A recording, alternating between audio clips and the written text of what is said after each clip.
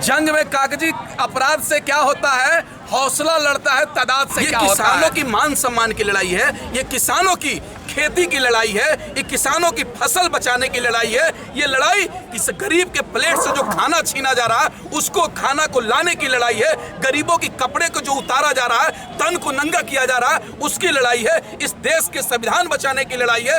ये लड़ाई किसानों के संविधान बचाने की लड़ाई है, लोकतंत्र बचाने की लड़ाई है।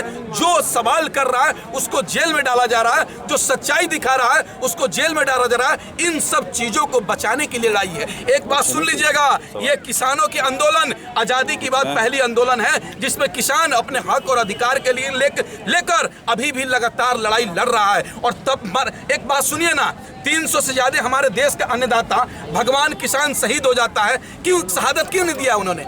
कुर्बानी किस लिए दिया? कि किसानों के दिशा और परिवर्तन होना चाहिए, उनकी स्थिति में परिवर्तन होना चाहिए, किसानों के लिए खुशहाली आनी चाहिए, इसलिए उन्होंने कुर्बानी दिया। इसलिए कुर्बानी नहीं दिया कि आंदोलन को आधे रास्ते में छोड़कर हम जेल जाना पसंद करेंगे, लेकिन ये देश में कृषि कानून लागू होना पसंद नहीं करेंगे। तुम कुछ भी कर लो, हम अपने हक और अधिकार के लिए लड़ेंगे और तब तक लड़ेंगे जब तक हमारी मांग पूरी नहीं हो जाती है। देश में सबसे ज्यादा किसी राज्य में भ्रष्टाचार होता है वो उत्तर प्रदेश है।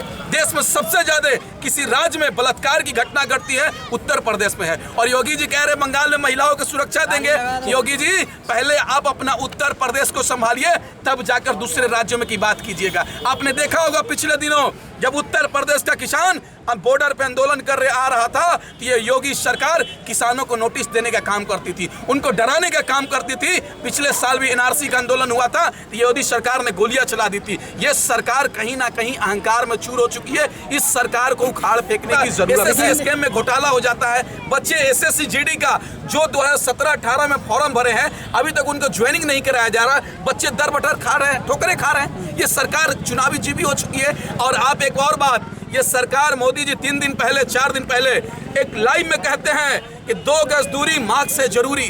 कोरोना से अभी भी खत्म नहीं हुआ है, लेकिन बंगाल से कोरोना खत्म हो चुका है और वहाँ बड़ी बड़ी लाखों की संख्या में भीड़ में हजारों की संख्या में सभा हो रही है, वहाँ कोरोना नहीं है।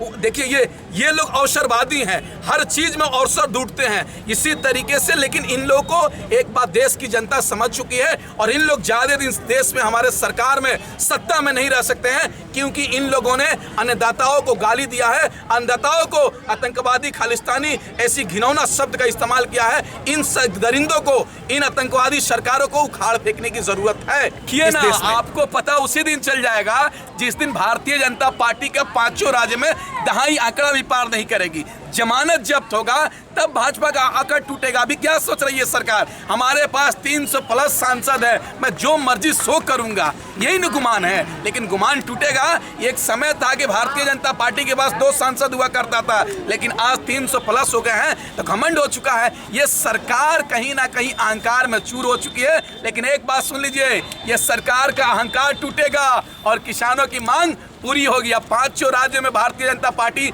चुनाव हारेगी, तब जाके किसानों के बीच में घुटने टेकेगी। अच्छा ये बताइए कि जेपी मूवमेंट के बाद बहुत सारी पार्टियां निकली जो कि सत्तारूढ़ भी रहीं, ये भी बहुत बड़ा आंदोलन है। क्या यहाँ से भी कोई पार्टी जन्म ले सकती है? बिल्कुल, देखिए वह जो पार्टियां किसानों के हित में काम करेगा, देश के आम नागरिकों के हित में करेगा, युवाओं की रोजगार की बात करेगा, वैसी पार्टी हमारे देश पे राज करेगा। और बात की आपने पार्टी निकलने के बाद, निकलना चाहिए, क्यों नहीं निकलना चाहिए? ये जो सरकार में सत्ता में बैठे लोग हैं, ये देश के आम नागरिक को दरकिनार करते हुए चंद पूंजीपतियों को फायदा पहुंचाने के लिए काम कर रहे हैं। तो ऐसी पार्टी की हमको जरूरत नहीं है। ऐसे हमको अच्छे दिन की जरूरत नहीं है जिसमें किसान अब फांसी लटक रहा है, आत्महत्या कर रहा है। वैसे अच्छे दिन नहीं चाहिए। युवा रोजगार के लिए सड़क पे भटक रहा है, वैसे अच्छे दिन नहीं चाहिए हमको। आपने देखा होगा 1800 ईस्वी में हमारी आज़ादी की लड़ाई चली और तब 15 अगस्त 1947 को हमारा देश आज़ाद हुआ। लगभग 90 वर्ष के आंदोलन करते हुए हमारा देश आज़ाद हुआ था। उसी तरीके से ये देश की दूसरी आज़ादी की लड़ाई है। थोड़ा टाइम लगेगा, वक्त लगेगा, लेकिन सच्चाई की जीत होगी, क्योंकि अहंकार टूटता है।